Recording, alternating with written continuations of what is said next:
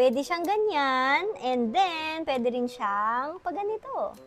Yan, sobrang simple, didikit nyo lang. Guys, tingnan nyo to.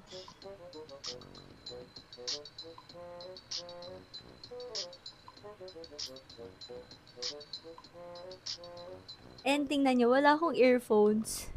Diba? Saan lumalabas yung music? And dito siya sa ating salamin. This is the Air Mars SG19 Pro Smart Bluetooth Eyeglasses. Meron nga pala tong touch sensor. Ayan, yung gilid na yan. Magkabilang gilid yan, guys.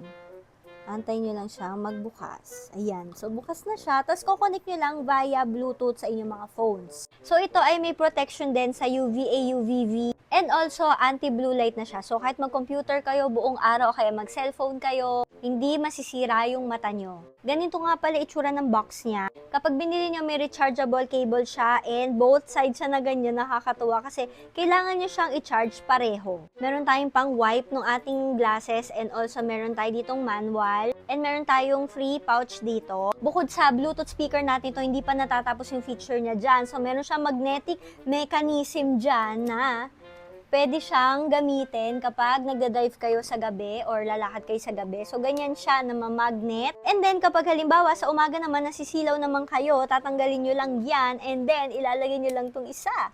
O, diba? Fashionable na! Pinaka-favorite ko na feature dito bukod sa, ayan, napapalitan yung lens natin dyan, ay pwede akong mag-cellphone, pwede akong mag-sound trip, pwede akong mag-call dyan nang hindi ko hawak yung cellphone natin, ano, dito na tayo makikinig, dito rin tayo magsasalita. Nang wala tayong suot-suot na mga earphones dyan, maganda rin yun kasi lalo na kapag nasa daan ka, diba, para maririnig mo pa rin yung surroundings mo, bawa, may mga kasalubong ka na ng mga sasakyan pala, dumadaan na pala, so maririnig mo pa rin siya. So para siyang meron kang speaker sa tabi ng tenga mo, ganun. Grabe oh.